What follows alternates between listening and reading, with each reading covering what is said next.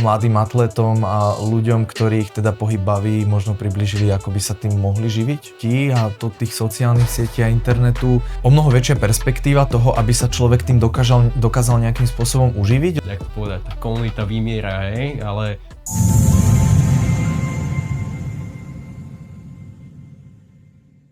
Takže priatelia, ja vás vítam a teda my vás vítame pri prvom podcaste na portáli Parkour Slovensko. Moje meno je Jakub Halgoš a po mojej lavici sedí Adam Jusif. Čaute.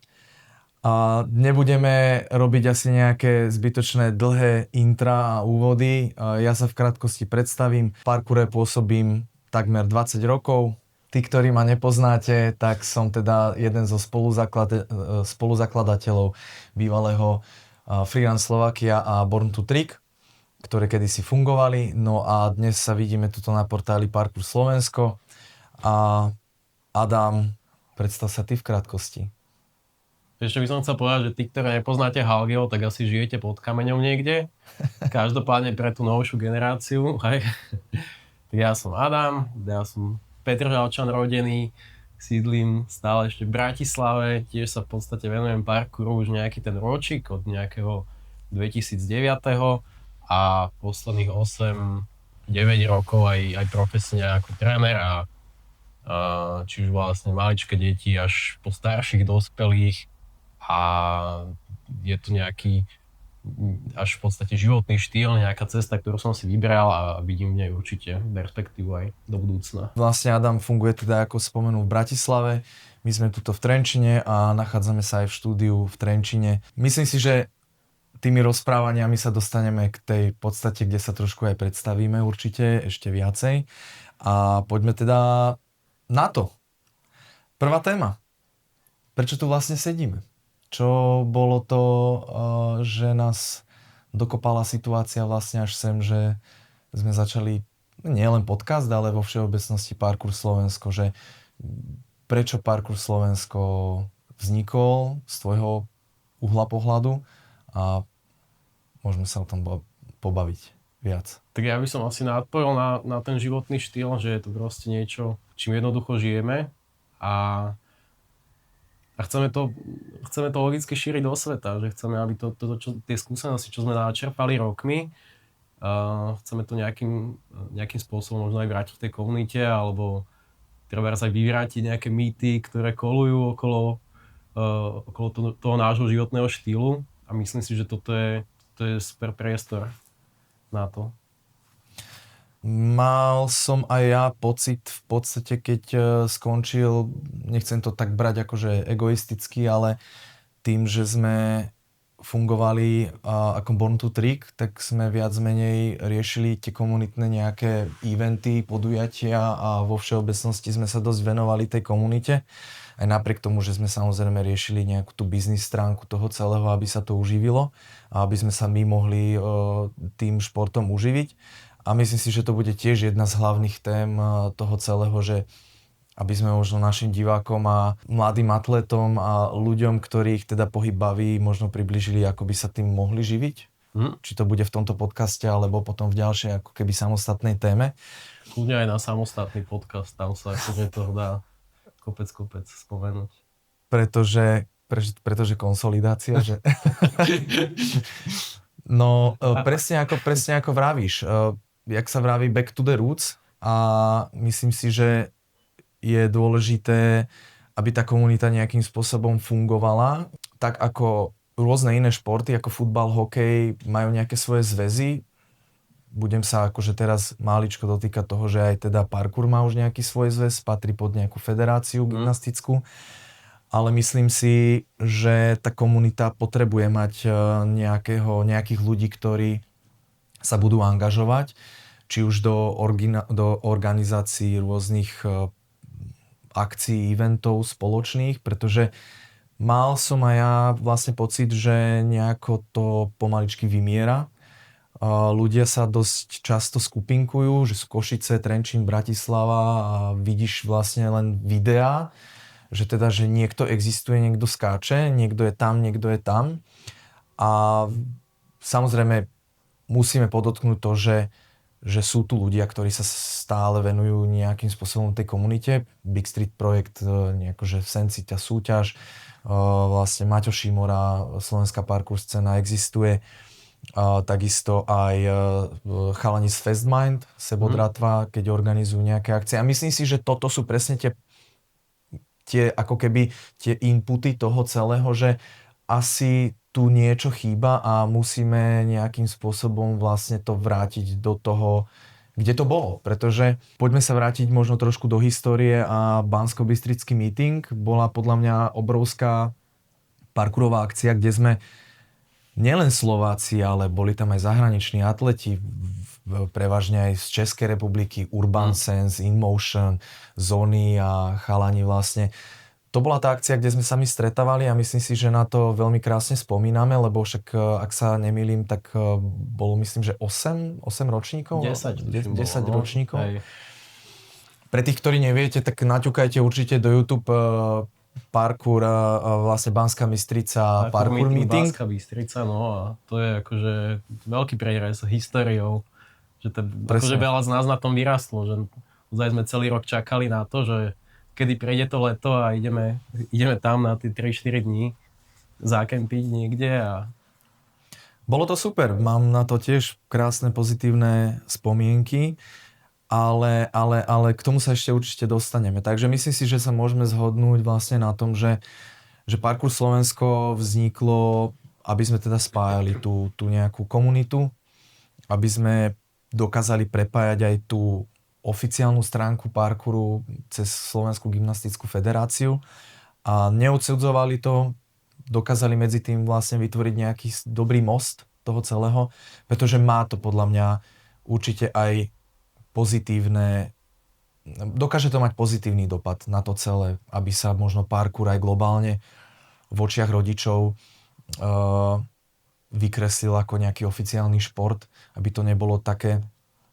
My vieme, že sami sme si určite, sami máme nejaký svoj názor na to celé, Hej. ale je to tu, treba s tým pracovať a môžeme to urobiť proste lepšie, tak aby to fungovalo. Hej, súhlasím. Akože je to také, že keď niečo nemá takú jasnejšiu štruktúru, tak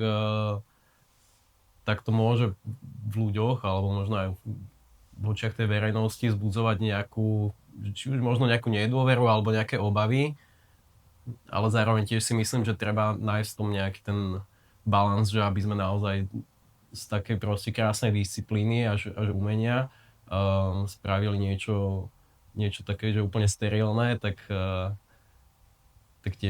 tiež si myslím, že práve úlohou Parkour Slovakia bolo, aby sa to nestalo.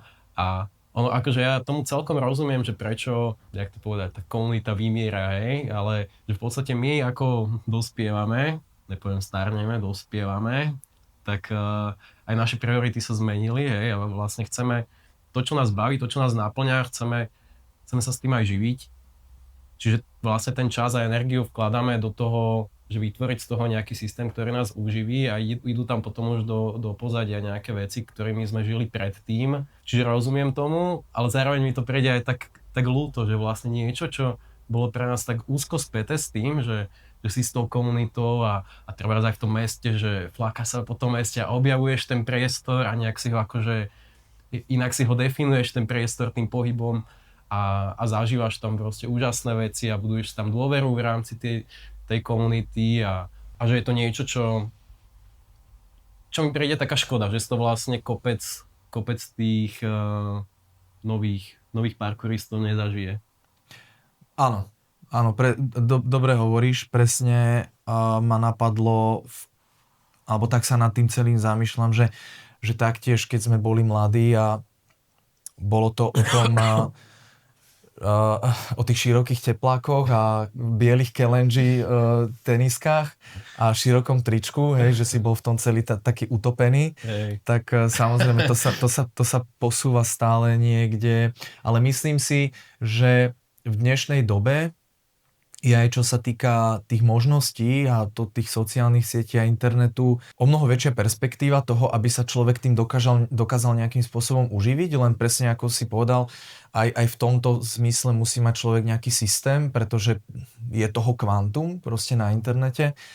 Len mne napríklad aj najviac ľúto v rámci toho celého, keď ako keby sa pretransformujem aj napríklad na naše tréningy, že dobre, my sme začínali, ja som začínal, keď som mal 15 rokov, hej. Ten internet bol v nejakom štádiu, nehovorím, že sme ešte sme mali obrovské monitory a ja neviem čo, ale OK, keď už som mal 15 rokov, tak už boli LCDčka a tak ďalej. Internet fungoval lepšie, ako keď som mal 5 rokov. Mňa najviac zaráža aj to, že deti nemajú tú tendenciu si napríklad vyhľadávať, samozrejme česť výnimkám, ale mám pocit, že väčšina tých detí absolútne vlastne netuší, čo ten parkour je.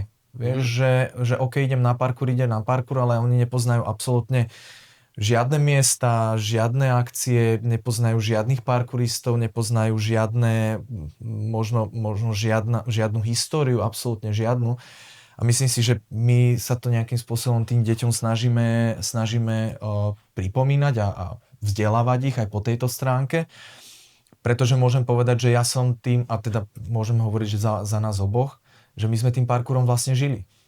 My sme tým parkourom žili a náš tréner bol internet. Hej, tam sme čerpali tú inšpiráciu a motiváciu. Vlastne vyšli sme von a 5-6 hodín sme skákali do toho pieskoviska, aby sme sa naučili nejaký front flip, side flip. Či bolo minus 5 alebo minus 10 alebo 30 stupňov vonku. A drillovali sme.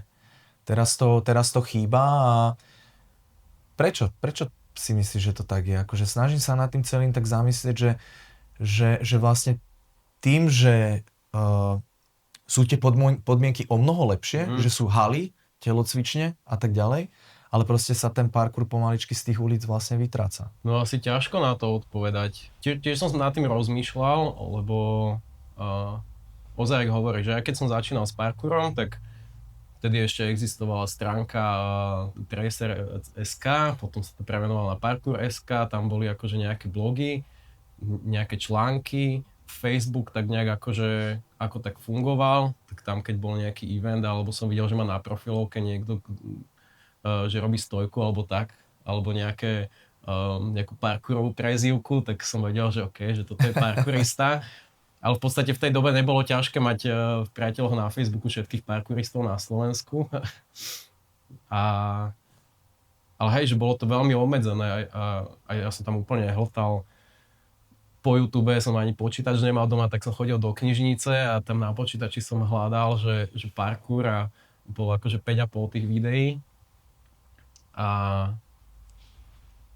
hej, že vlastne čím to je a možno som na to aj prišiel, akože z časti, napríklad tým, že hej, že trénoval som tie decka najmä v telocvični a ja som im teraz aj povedal, že a toto by ste si mohli vyskúšať vonku a keď budete v tejto situácii a keď budete toto riešiť, že môžete to vyskúšať a oni si to nikdy nevyskúšali a nikdy to nerobili. A ja som potom s nimi začal trénovať aj vonku, že začal som, akože trošku som sa toho obával, že ako na to zareagujú, ale pustil som sa do toho, lebo čo mám vlastne kamaráta Darko Klinko, shoutout, bývalý kolega z parkour školy, tak oni vlastne v Belehrade celoročne trénujú vonku, tak som si povedal, že vyskúšam aj ja a chodili mi vlastne aj decka, aj dospelí a od toho momentu už vlastne mi iba chodili správy, že napríklad od rodičov, že išli sme vyvenčiť psa, už 2 hodiny tu deti balancujú po zábradli, alebo že išli sme na dovolenku a hodinu tu celá rodina robí mlynské kola okolo bazéna, hej, alebo ja neviem, že cez leto ide na festival a prvú vec, čo tam vidí, že aha, tu by sa dal spraviť palm spin o nejakú slamenú kocku alebo niečo. Áno. A že vlastne hneď to začali nejakým spôsobom, že vkladať do toho bežného života a sa mi podarilo tak trochu naočkovať im taký ten parkour mindset že vlastne parkour nekončí tým, že sa zatvoria dvere od gymu, ale je to niečo, čo si v sebe nosia a nosia si v sebe takú tú hravosť, takéto objavovanie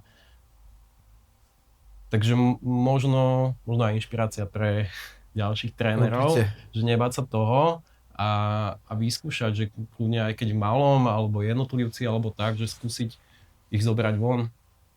Teraz ako si hovoril, vlastne si to celé nejakým spôsobom spájam a taká myšlienka vlastne, že keď býval teda Banskobystrický meeting, tak vlastne vtedy žiadne telocvične na Slovensku ani neboli.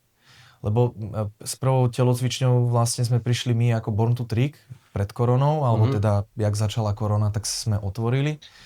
A potom vznikla parkour škola v Bratislave a takto vlastne Big Street projekt a tak ďalej, Skill Lab, Nitra, Bratislave. Možno v Bratislave fungoval vlastne Skill Lab, aby som sa opravil, ale bola to kvázi gymnastická telocvičňa, že s takou parkour telocvičňou. S tvrdými prekažkami nebolo. No a teraz sa tak zamýšľam, že vlastne možno, že tým, že vznikli takéto tie parkourové školy a akadémie a parkourové telocvične, tak každý sa ako keby zainteresoval do toho svojho a už teraz nemá potrebu ísť napríklad na nejaký spoločný event do Košíc, alebo ja neviem, že Košice do Banskej, že tá Banská Bystrica bola taký stred toho celého, určite.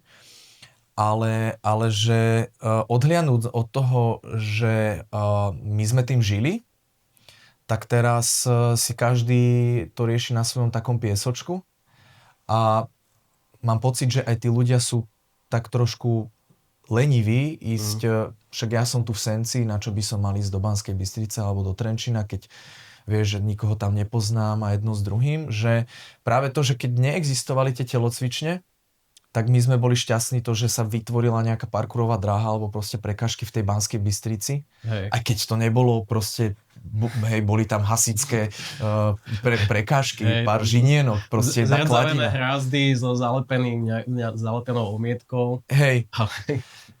Ale vidíš, že nám ani tak nešlo o tie prekážky, ako o to byť vlastne sa sieťovať s tými ľuďmi. Áno. A toto je, mám taký pocit, že aj vo všeobecnosti odhliadnúť od toho, či to je parkour a tak ďalej, proste tí ľudia sa málo chcú sieťovať. Že aj vonku vydávam málo ľudí bez ohľadu na to, či to je futbal, hokej alebo akýkoľvek šport na ihriskách. Strašne málo detí vydávam.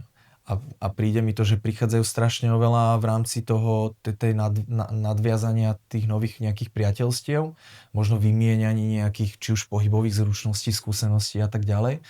Lebo pamätám si proste jeden obrubník a my sme tam vedeli vymyslieť také veci, že neuveriteľné, vieš. A teraz jednak im chýba tá kreativita, ale okej, tá kreativita, však snažíme sa to nejakým spôsobom v nich budovať. Ale teda, že za to môžeme možno aj trošku my. Že sa tá komunita nejakým spôsobom vytráca a sa tak skupinkuje v tých jednotlivých miestach. A myslím si, že práve Parkour Slovensko aj si myslím, že môže byť v celku taký dobrý štarter v komunikácii s tými jednotlivými predstaviteľmi v tých mestách. A možno práve oni by mali byť ten motivátor a ten taký input toho celého, že decka, pozrite sa, v Trenčíne alebo v Bratislave je takáto akcia, poď ideme, stretneme tam nových ľudí, proste o tomto je ten parkour a nebyť taký ten, že lebo oni majú byť ten príklad k tým deťom. Bola napríklad v Žiline, Slovenská gymnastická federácia mala teda súťaž, nejaký slovenský pohár, alebo bola v Bratislave nejaká akcia, nejaký jam a mám skupinu s rodičmi, ktorých akože máme nejakú silnejšiu skupinu, s ktorými trénujem už nejaké viac náročnejšie prvky. A viem si predstaviť, že oni by mohli skákať napríklad už aj vonku, lebo však nemusia to byť nejaké ťažké prvky, len trošku si obchytať, pooblizovať a tak ďalej, lebo predsa je to iné ako Meka, Diony, kocka a múrik, ktorý sa ti nepohne a jednoducho, keď ti urobíš zlý pohyb, tak sa môžeš zraniť. Ale dávam im vlastne vždy echo, že je tam takáto akcia, ja tam idem, poďme tam spolu, nech decka proste načerpajú tú energiu. Hej, presne. Akože jak hovorí, že tiež mám pocit, že vlastne každý si keby tak hrabe na tom svojom piesočku a čo mi prejde dosť škoda. A presne tak, že keď napríklad, že v Sensi je skvelá akcia, ten Big Street Challenge, čo tam robia chalani, že každý rok sa tam teším a proste tam super atmosféra, tá komunita sa tam stretne a že je to súťaž, ale tá súťaž je akože v takom takej veľmi príjemnej atmosfére a vždy tam volám ľudí z Bratislavy, akože žiakov, ktorých mám často decka, alebo dospelých, že idem tam, nech sa pridajú, alebo v Nitre Wolf, čo robí akciu cez leto, že to isté, alebo aj parkour škola, vlastne keď robili ešte eventy vonku, tak tiež som tam volal svojich ľudí, že Hej. Že tu je akcia, poďme tam. Je to úplne iná energia, keď tam je 20-30 ľudí, ktorí sa viac menej stále stretávajú, či už v tom indore, hej, ale vlastne keď tam je 200-300 ľudí, samozrejme aj tá doba pokročila tak, že potrebuješ mať rôzne povolenia, alebo organizuješ nejakú akciu. Vtedy sme to neriešili. Vtedy prišli policajti a čo to tu je, vieš, že bola to tak akože veľká pankačina. Ale teraz, lebo nemal to kto riešiť, hej? Boli sme prevažne všetci deti. A brali sme to, že je to normálne, hej? Teraz už sa na to pozeráme trošku inými očami a možno aj to je ten problém, že vlastne si veľa ľudí povie, že nechce sa mi to riešiť. Že musím toto, byrokracia, ja neviem čo, že nechce sa mi vlastne byť zodpovedný za takúto nejakú verejnú akciu a akože možno tých vecí je tam viacej, prečo to ustúpilo niekde, ale vlastne dostávame sa na začiatok tej podstaty toho celého, že vlastne my ako Parkour Slovensko sme ochotní to nejakým spôsobom riešiť. Aj takto. Určite nejak to zastrešiť organizačne. Poďme sa trošku porozprávať o takých nejakých našich parkourových začiatkoch, ktoré sme tiež možno trošku nejako priblížili. Ale zájdeme trošku do takého osobného. Vlastne ty si hovoril, že už nejaký ten rok skáčeš. Koľko si mal rokov, keď si začal? 13, akože trošku skôr, ale takto, pôjdem na to chronologicky. Akože prvé, čo ma takže najviac inšpirovalo, tak to bolo, že som videl kultový film, ako mnoho parkouristov asi, s názvom Shrek, ale nie. Okresok 13. Áno. A sme nemali televízor, tak som ho u suseda pozeral. A on hovorí, že to je David Bell, že on vymyslel parkour a ja, že wow, že to proste skáče ako ninja po tých barákoch a proste úplný akčný detský hrdina. No a potom vlastne s kamarátom sme sa takto zobrali, že ideme robiť parkour, hej. Ale ja som sa hanbil. Jasné. Tak som to tak bral, že... Myslím si, že každý si tým prešiel. Tak som to tak bral, že poďme parodovať, že ideme robiť parkour, ale vieš, akože vo vnútri som bol taký, že chcem trénovať, ale nechcem sa cítiť blbo z toho. Tak sme tam skúšali taký ten ako sa to volá, gate vault, taký hasič, nie? Že cez zabradlie. A takéto veci. Pozor, ale gate vault bol akože game changer, keď si veľké nejakú bránku preskočil. Hej, akože super pohyb, že málo sa to už používa, mám pocit. No a potom vlastne ja som prešiel na inú základnú školu v 7. ročníku a hneď prvý deň na telesnej výchove tam môj spolužiak hodil backflip. Okay. A to som bol taký, že ty kokos, že dosť dobré. Tak som sa mu prihovoril. A to ešte ani Spider-Man nebol. Tak som sa mu prihovoril a on že chodím na také tréningy, tak ma zobral to bola ešte APF, Akadémia Parkour Freerun na Patienkoch, kde mal zlatoš tréningy, OG. A tam som vlastne chvíľu chodil, tam sme sa hádzali do molitánov a tak a akože super. No a potom vlastne ešte také premostenie, tam som chodil teda, že pár mesiacov a ešte také premostenie, že ja mám akože od malička také ťažké chronické ochorenie a reumatoidnú artritídu, čo vlastne akože skrátke tvoja imunita, tvoje telo vyhodnocuje, že je niečo škodné, hej, niečo zlé, takže neustále bojuje proti tebe. A to spôsobuje potom rôzne, že zápaly na kĺboch, opuchy, akože strašné bolesti a tak ďalej. A vlastne vtedy som povedal svojej lekárke, že ja chodím na parkour a že tam skáčeme a tak. A ona, že to by si nemal robiť, že to ti robí zlé.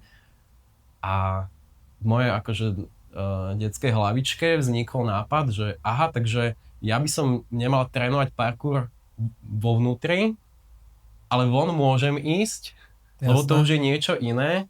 Tak som začal chodiť von trénovať a tam ma to nejak akože chytilo ešte viac, že v podstate odtedy som do gymu, že veľmi málo kedy páchol a tak nejak viac som sa akože vnoril do tej komunity, sme si nejakú partiu akože vytvorili a v podstate potom sme na pravidelnej báze už len vonku trénovali celoročne. A tak, akože long story short. A teraz si tu. Teraz som tu, no. Začiatky boli ťažké, krásne a viem si to presne predstaviť a úplne som sa tam preniesol, že tie tréningy vonku, tie prvé, boli také, dokedy si nevedel prvé salto, tak to bolo také, že pozerá sa niekto, vieš, že tuto urobím nejaký kong, vieš, z krčku. Palm spin ostrom. Palm spin, to už bolo akože palm spin ostrom. To už bola frajerina. To už bola frajerina. Pamätám si, keď som sa učil prvý palm spin.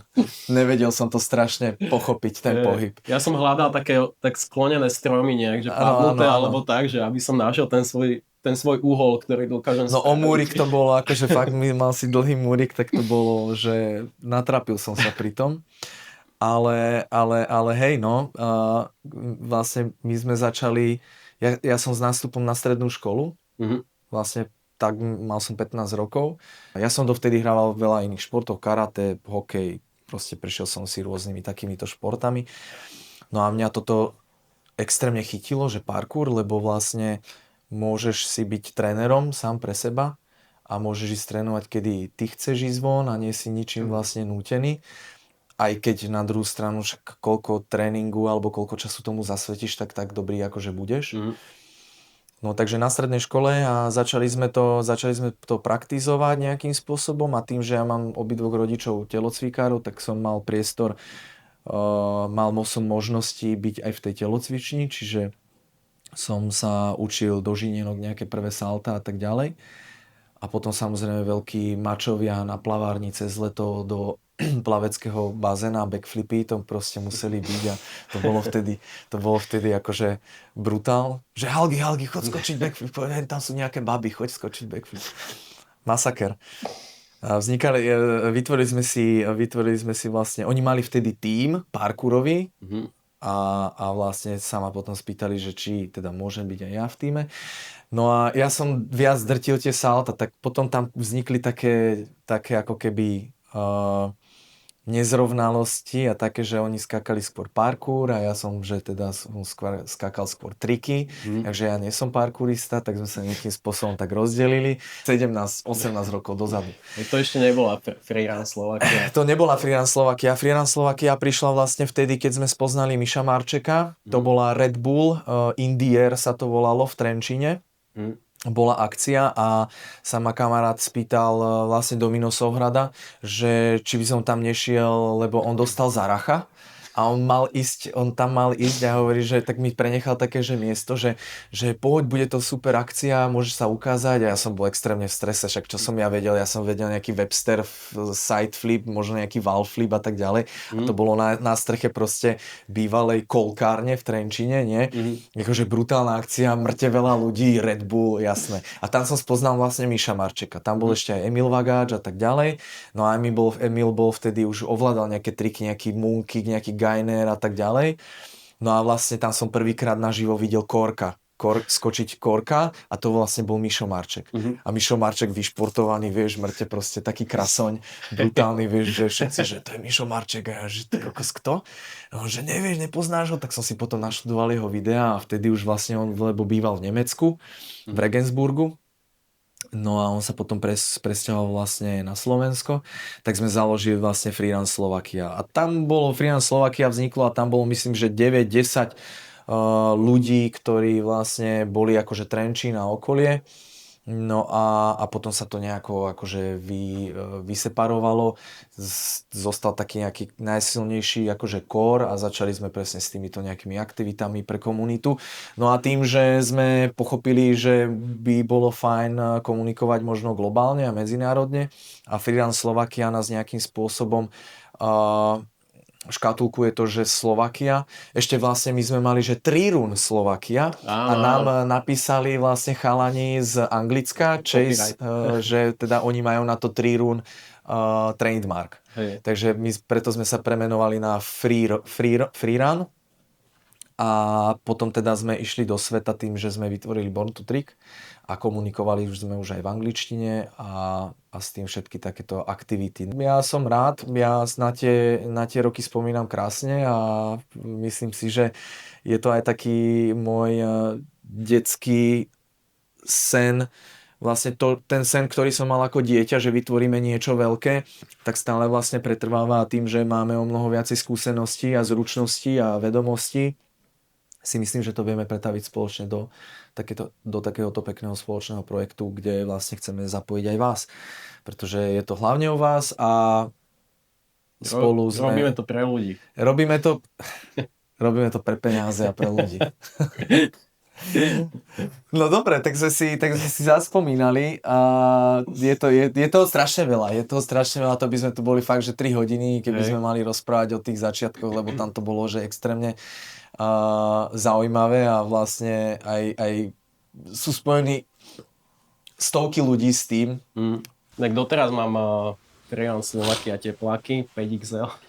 Kámo, najlepšia kvalita. Od Ejda Madergu. Hej, ale super sú, akože aj decka mi chvália na tréningu.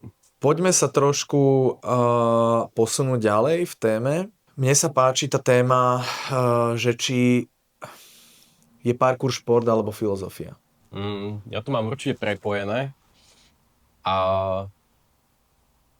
takže myslím si, som presvedčený, že určite sa dá akože parkour trénovať čisto iba na úrovni športu a ono veľa akože existuje aj krúžkov, kde sa to trénuje iba týmto štýlom. Na druhú stranu mne to príde znovu trochu škoda tým, že viem, že tá filozofia z toho robí niečo také viac, hej? Že je tam nejaký hodnotový systém, je to niečo, čo vie človeka že dosť posunúť, či už u tých detí a u tých menších, že to vie mať že veľmi výrazný nejaký výchovný charakter, tak aj vlastne u tých starších ľudí to vie mať akože skvelý vplyv na nejaký osobnostný rast a naozaj, že vidím to u tých ľudí, ako ich to mení k lepšiemu. Za mňa asi tak, neviem, ako to ty vnímaš. Mne parkour veľmi pomohol, alebo vo všeobecnosti pomáha, lebo som sa vlastne na základe toho tréningu posunul aj mentálne, že pre mňa je parkour obrovská filozofia, pretože ja si vlastne tie situácie z toho tréningu nejakým spôsobom transformujem do toho bežného života a už len banálnu, alebo nemusí to byť banálna vec, ale už len to, že ten tréning skúšať, padať, znova sa postaviť a proste robiť to, dokedy neúspeješ. Vlastne to má nejakým spôsobom drží aj pri tom bežnom živote. Že podľa mňa všetko je možné. Možno to bude náročnejšie, ale postavím sa a vyskúšam to znova, dokedy neúspejem. Trošku motivačných rečí. Ale nie, je to fakt. Ako, ja mám parkour veľmi duchovne v sebe zakliesnený. aj to je to, prečo stále som nejakým spôsobom pri tom parkoure, aj keď som robil x milión iných vecí, práci a tak ďalej. Stále som sa k tomu vždy vrátil, lebo je to moja srdcovka. A viem sa tam vlastne jednak fyzicky vyžiť, jednak kreatívne a z duchovného hľadiska mi to tiež veľmi pomáha a snažím sa nad tým celým tak akože rozmýšľať, že práve aj to je to, že tým, že mám ten veľmi prepojený s tou filozofiou a myslím si, že každý tú filozofiu má inú. To je na tomto najkrajšie, že každý si z toho celého môže zobrať to svoje. Je to pre mňa o mnoho silnejší zážitok. Zamýšľam sa vždy nad tým aj nad tými deťmi vlastne, že ako im približiť to, že parkour nie je len to, že tu skáčeme a budujeme svaly a budujeme nejakú koordináciu, kondíciu a tak ďalej, ale vlastne presne, jak si ty povedal, že dokáže si to človek pretransformovať aj na tie bežné životné nejaké situácie. A ja to mám úzko späté proste. Čiže tak to mám ja. Tak to mám ja. Je to veľmi silné. A baví ma to. Samozrejme, nechcem nikoho všetkých hádzať do jedného vreca, ale mám pocit, že väčšina tých ľudí, ktorých vidíme momentálne, je to taká nová generácia. Vidíš, ako strašne oni sa snažia učiť náročné triky a vlastne veľakrát zabúdajú a preskakujú tie základy. A to vidíš na tých dopadoch, to vidíš na tej stavbe tela, to vidíš, že či je on silovo prispôsobený proste na tie dopady alebo na tie jednotlivé triky a tak ďalej. A pretransformujem to na seba, že ja som v prvom rade potreboval byť silný pri tých základných veciach. Mne sa veľmi páči filozofia Yamakasi, myslím si, že ty si bol vlastne súčasťou toho ich jamu. Ja som aj s nimi trénoval. No, ty si s nimi trénoval. A to je proste, to je drillovanie. To sú hodiny drillovania typu byť v ketlipe niekde a výlezy a proste nejaké mačacie pohyby a nejaké catwalky a tak ďalej. A možno, že nejaký tínedžer sa na to pozrie, že to je trapné, vieš. To je proste na nič. Ale že to je niečo, na čo som aj ja vyrastol, že tak určite tam mal vplyv aj Maťo Buďa, Buggy. A že on sa nám dosť snažil v tej Bratislave akože rozprávať o tej filozofii a histórii a tak a mňa to úplne chytilo. Že dosť rýchlo som si to tak vedel prepojiť aj s vlastnými hodnotami a že že toto mi sedí. A pre nás napríklad ten silový tréning alebo také nejaké že silové alebo vytrvalostné výzvy bola že úplne že bežná súčasť toho tréningu. Že sme iba sa išli niekam presunúť a bolo pre nás normálne, že ideme tam behom alebo ideme cez schodisko, takže schodisko, že tak prejdeme si celé schodisko po 4 a na medzi poschodiach si dáme všade ešte 10 kľúkov. Áno. Alebo niekto prešiel s nejakou výzvou, že skúsme dať teraz, že 1000 kľúkov, hej, a kým to nespravíme, tak odtiaľ to neodídeme, alebo že skúsme tam preučkovať alebo prebalansovať nejakú vec.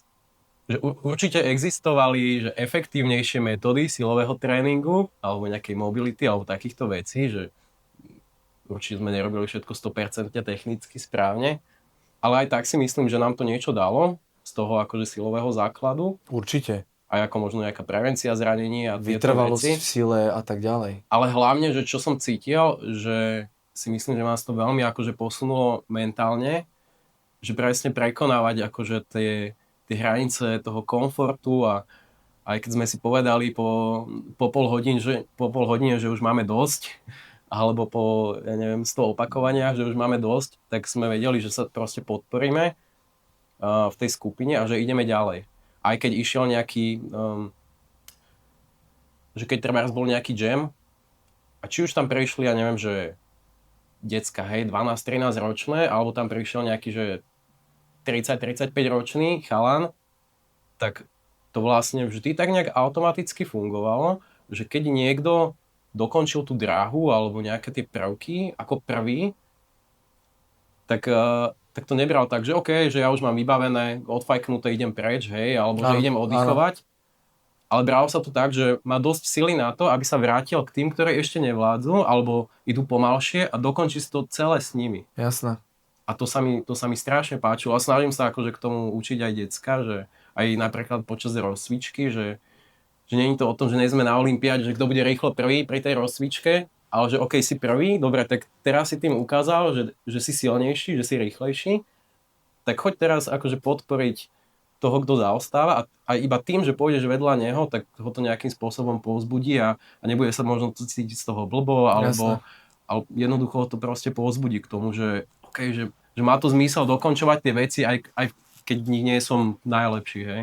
Ja veľakrát vlastne hovorím aj tým deckám pri tých vyšších skupinách, že OK, decka, tak ideme robiť, čo sa chcete učiť. Hej? A oni nevedia. Mhm. Oni sú veľmi proste takto, klapky na očiach a ideme salto, rozbeh, a jak škrečkovia, vieš? Mhm. A robia, a postavím mi nejakú dráhu a robia to do kolečka. A len beh, skok, beh, skok, beh, skok. A ja si hovorím, a hovorím im teda, že však skúšajte trošku experimentovať s tým pohybom. Nebuďte proste takto, jak tie dostihové kone, že ideš proste len rovnou, vidíš prekážku, preskočíš ju. Ale veď práve to, že sa trošku bachneš o zem a trošku urobíš nejakú otočku a ja neviem čo, však to rozvíjame vlastne nepriamým spôsobom tú koordináciu, kreativitu a tak ďalej. Vieš trošku byť na nejakých rukách. Nepoznajú to. Nepoznajú to a vlastne sa snažím zistiť, že kde sme my našli takého ducha alebo niečo v sebe, že vlastne sme sa to nejakým spôsobom, že sme to robili. Že prečo? Že kde to vzniklo, ako máš, tak spomínaš si, že nebol pre teba len taký, že z bodu A do bodu B ideme. Samozrejme, my sme mali napríklad tiež také tréningy, že zobral som sa s kamarátom, hej, a mali sme jednu fľašu litera polky a začínali sme, ja neviem, že dole na sídlisku, povedali sme si cieľ a išli sme a behali sme. A bolo to prevažne hore kopcom, nie? Ale poznali sme proste miesta, kde sme trénovali, tak sme vlastne poprepájali tie miesta, kde boli akože nejaké prekážky a tak ďalej. A boli to prevažne nejaké bezbariérové prístupy, nejaké múriky, nejaká stena a tak ďalej. A prehadzovali sme si tú fľašu, nie? Že OK, teraz idem ja, vylezem, ja ti hodím fľašu, ja to vylezem a budeme si tú fľašu prehadzovať, kto bude smedný, napije sa. A to bola len jedna forma ako keby toho tréningu, hej? Že mŕte sme si dali do tela, tým, že sme vlastne non-stop boli v pohybe a bežali sme hore kopcom, hej? Takže budovali sme nejakú vytrvalosť, nejakú rýchlosť, nejakú silu, lebo sme museli vlastne prekonávať tie prekažky do toho behu. A vlastne teraz vieš, mi príde to, že tie deti sú v tom také vlastne absolútne nekreatívne, že vlastne nepoznajú tú druhú stránku. Aj keď im to povieš, tak sa tak akože možno, že sa nad tým nejak zamyslia, ale vlastne nevedia, že kerabie. Hej. Aj tak im musíš, však môžeš tuto urobiť toto, môžeš tu urobiť nejakú obyčajnú piruetu, ty sa vlastne nemusíš ísť len takto, ty môžeš sa vrátiť naspäť, choď využiť tú prekažku z boku a ja neviem čo. Chýba to tam strašne. A nám to prišlo proste, že normálne. Vieš, že... Hej, určite, toto aj ja vnímam. Akože myslím si, že je tam nejaký komplexnejší pôvod alebo zdroj toho. Ale čo si myslím, že by mohlo mať vplyv, je, že my sme možno viac tak skúmali cez takú tú, že sme z tej núdze spravili cnosť, jak sa hovorí. Že vlastne aj keď sa pozriem potom na takých nejakých fakt, že namakaných, akože kreatívnych parkouristov, hej, oldschoolerov, že tam nejaký Oleg Vorslav, Paša, Shade a tak ďalej, že vlastne to boli chalani z sídlisk proste Ruska, Ukrajiny, Bieloruska a tam vyjdeš von, hej, v tej betonovej džungle a čo tam, máš tam nejakú pneumatiku v zemi alebo kúsok hrdzavého zábradlia alebo niečo a vymysleli tam akože také veci, 5-minútové flowky na tom, úžasné. Hej. A teraz vlastne, keď majú to prostredie, tí decká, že všetko je mäkké, môžu si dovoliť, že hociak sa na to hodiť. Neviem, možno aj toto má nejaký vplyv, ale zároveň si myslím, že určite aj možno nejaká, že taká tá rodičovská výchova má na to vplyv, lebo presne, že ja im napríklad dávam takú aktivitu, môžete si zobrať inšpiráciu, niekedy vyskúšať na tréningu, že im pustím nejakú hudbu, treba, že 2-3 minútovú pesničku a A pričom, že predtým si vyberú nejaký spot, buď že jednotlivci alebo vo dvojici. A že na tom spote musia počas tej pesničky, že celý čas sa hýbať, že nesmú zastaviť a je úplne na nich, že čo budú robiť, hej. A niektoré decka sa toho chopia a naozaj to proste využijú naplno a vidím úplne, jak im oči hrajú, že wow, že teraz môžem robiť čo chcem a jak to cítim. Ale mal som už aj také deti, ktoré zostali pri tom len tak meravo stať, lebo zrazu sa dostali do situácie, kedy im nebolo presne nadiktované, čo majú spraviť. Podľa mňa vo všeobecnosti, že na tých tréningoch sa často tie techniky učia takým tým lineárnym spôsobom, že tu je prekážka, ideme rovno a to je celé. A ja sa nejak snažím akože, áno, niekedy je to potrebné, hej, keď máš väčšiu skupinu tie decka, alebo tak nemôže tam byť úplný chaos aj z bezpečnostného hľadiska. A napríklad pri takýchto aktivitách, alebo im dávam Edwan hrať, alebo podobne, že to sa môžeme aj niekedy v nejakom inom dieli pobaviť o rôznych parkourových hrách, tak im hovorím, že OK, že máte túto prekážku, ale že to nie je iba tá prekážka. Že vy máte vlastne rovinu, že hornú, ktorú viete využiť, na ňu viete ísť, že z každého uhla tej prekážky viete ísť z rohov, zo šírky, z dĺžky, neviem čo. Potom máte rohy, potom viete využiť ešte plochu medzi prekážkou a zemou a ešte viete aj zem okolo. A že vlastne im to ponúka akože úplne pomaly nekonečný vesmír možností. A nie je to iba to, že skočím kong dopredu, otočím sa, skočím kong dozadu a hotovo. Ono je zase zaujímavé, že fakt, že každý ten človek, každé to dieťa a že ako sú na tom individuálne nastavené. OK, že vytvor niečo, oni niečo vytvoria, ale vytvoria to prevažne z tých prvkov, ktoré sú naučení, ako roboti robiť. Robia kong, robia proste základné valty, robia nejaké preskoky a tak ďalej. A už to, čo si ich ty nenaučil, tak len mizivé percento detí sú nejakým spôsobom, že OK, toto vyskúša, lebo to možno niekde videl, alebo rodičia s nimi možno niečo, alebo má základy možno z nejakého tanca, alebo z iného športu, povedzme. A práve to vlastne zamýšľam sa nad tým celým, že máme vlastne aj kluby, aj škola vlastne je vedený tréning. Všetko je vedené. Aj napríklad tie aktivity s rodičmi. Pokiaľ rodičia nevytvoria aktivitu tomu dieťaťu, tak dieťa buď vymýšľa, alebo sa nudí. Hej, ale nudí sa štýlom také, že robí zle. Že nie je také, že nudí sa, tak sedí a pozerá sa do steny. Hej, to je pozitívne, lebo vtedy vytvára, kreuje, hej. Ale strašne málo, a tým už možno zachádzame ako keby do toho celého systému takého, ktorý by sme mohli v samostatnom diele akože rozobrať, ale málo ľudí, alebo málo akadémií, málo športových klubov, teraz nebavíme sa len o parkoure, ale bavíme sa o športe vo všeobecnosti, tak majú tie ako keby také tie neorganizované formy tréningu. Hej. A práve v tej neorganizovanej forme tréningu sú deti nútené vlastne vytvárať si nejaké pohybové vzorce a tak ďalej. Hej. Že tréner im môže nejakým spôsobom naviesť na tú cestu, ale nič viac tam proste nespraví. Keď je nejaká väčšia skupina, tak spraví nejaký organizovaný chaos, prerozdelí to. Ja som mal v našom priestore som mal 30 detí, čo som si v živote nevedel predstaviť a zrazu sme to tak vytvorili, že oni robili toto, oni robili tamto, oni robili toto a kde je vôľa, tam je cesta. Čiže myslím si, že toto je do značnej miery ako keby spôsobené, že decka sú obarené, keď sú pred nejakou výzvou takou, že vytvor niečo, a viac im nepovieš, tak je to z tohto dôvodu, že oni majú vlastne všetko nalinajkované. Všetko. Od aktivít doma po aktivít vonku v škole s rodičmi a tak ďalej. Hej, súhlasím. Akože ja mám rád štruktúru a myslím si, že je určite že z časti potrebná aj z hľadiska nejakej bezpečnosti, aj z hľadiska nejakého progresu. Ale zároveň myslím si, že sa dá tá štruktúra robiť aj bez toho, aby sa to preháňalo a bez toho, aby sme tých ľudí oberali o nejakú samostatnosť a zodpovednosť.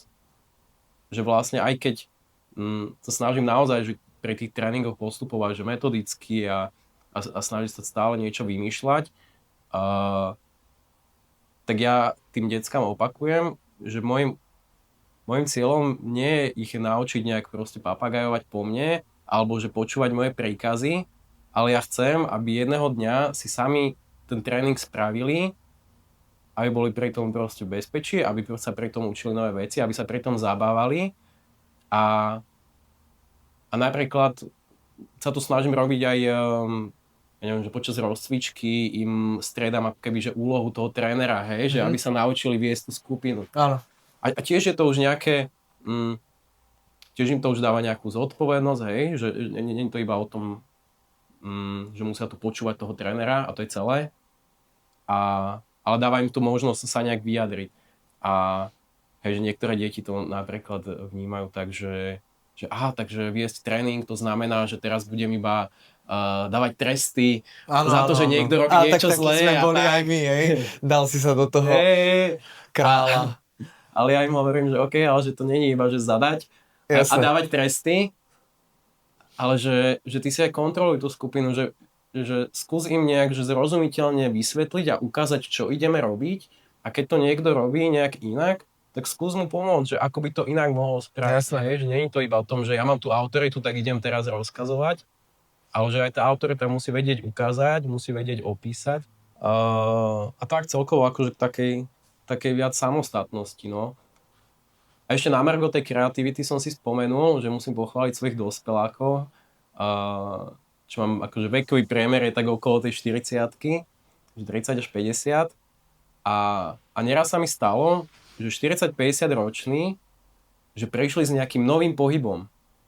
A ja som bol z toho úplne som bol nadšený, úplne som bol unesený a jak malé dieťa som ho išiel skúšať. Áno, jasné. A som sa tešil, že oni prepojili nejaké pohyby, ktoré ich učím, že dokopy, alebo dali to na nejakú prekážku, kde mi ani nenapadlo, že by som to spravil. Jasné.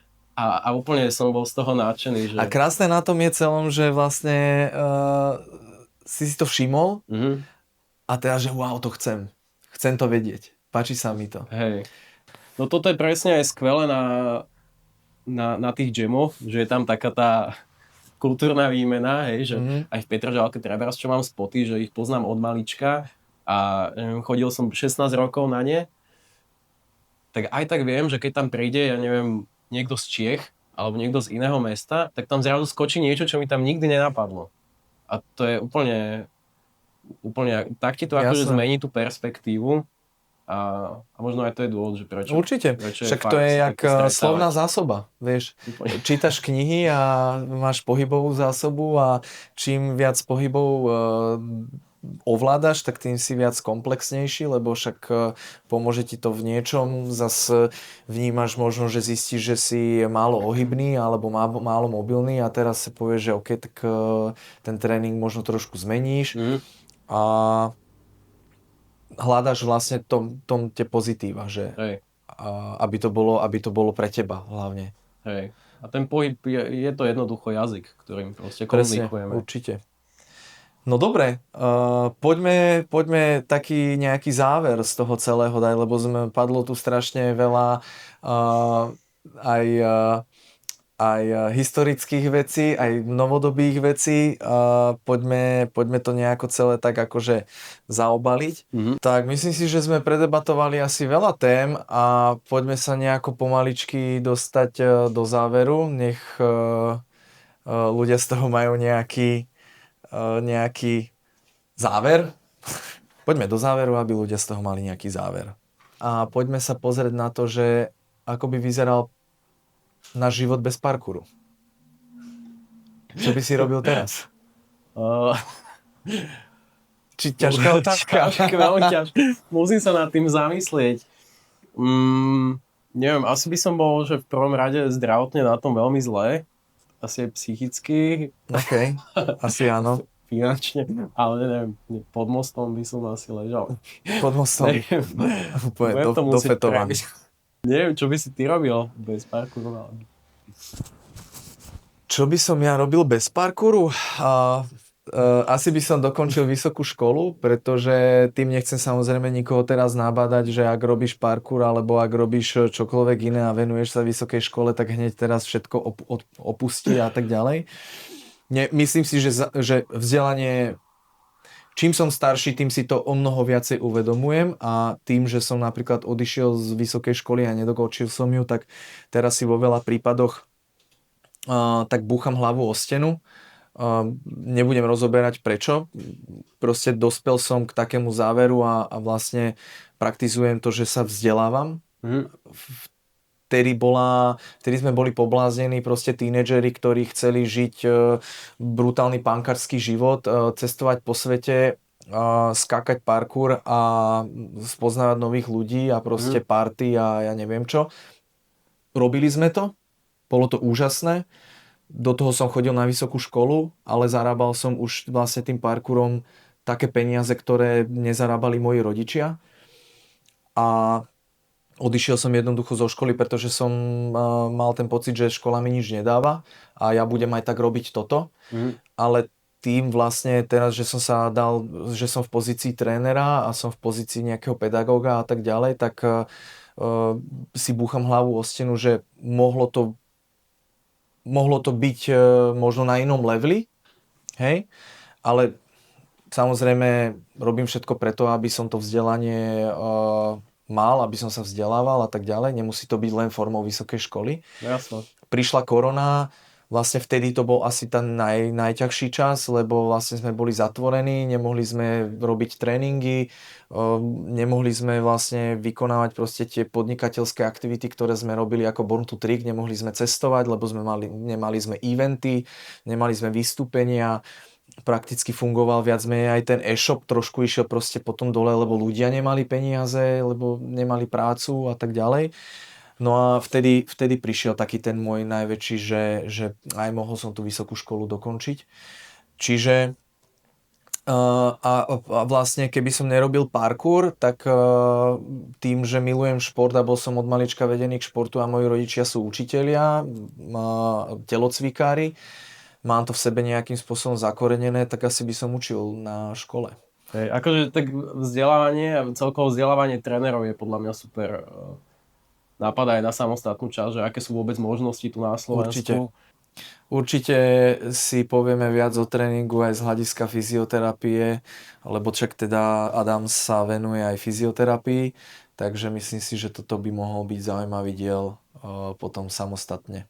Lebo tých tém máme extrémne veľa, od komunity po nejaký zdravý životný štýl, možno nejaké zdravé nastavenie v tom parkoure, aby to človek mohol robiť dlhodobo, lebo myslím si, že sme pekný príklad toho celého, že 20 rokov sme vlastne pri parkoure, aj keď v očiach verejnosti sa to zdá byť na nebezpečný adrenalínový šport. Všetko dokáže byť nebezpečné, pokiaľ to robíš nejako. No dobre. Tak záver. Ja by som týmto chcel pozvať vlastne celú komunitu do Senca, Big Street Projekt v telocvični 21. marca na prvý komunitný jam, ktorý organizujeme v spolupráci s Big Street Projekt. Myslím si, že nájde si tam svoje aj úplní začiatočníci, deti s rodičmi, ktorí sa venujú parkouru alebo majú radi šport a majú radi pohyb, pretože pre nich tam budú pripravené pohybové workshopy vedené pod vedením trénera skúsených trénerov. No a vlastne od po obede bude venované našej komunite. Boli by sme veľmi radi, ak by ste merali cestu do Senca, pretože sa tam vieme všetci stretnúť, vieme si krásne zatrénovať a vieme tam prespať v priestoroch telocvične a môžeme sa trošku pohybovo vyblázniť. Takže toto je taká pozvánka. Všetky informácie samozrejme máte na webe www.parkourslovensko.sk, kde je aj registračný formulár a veľmi nám tým pomôžete, keď sa oficiálne zaregistrujete, aby sme mali trošku prehľad o tých veciach. A Adam, ja ti veľmi pekne ďakujem. A ja ti veľmi pekne ďakujem. A keď ste to už dopozerali, dopočúvali až sem, tak nám neváhajte tam plesknúť behom 2 sekúnd ten like alebo srdiečko, alebo už záleží na akej platforme to budete počúvať alebo sledovať. A a vidíme sa pri ďalšom dieli.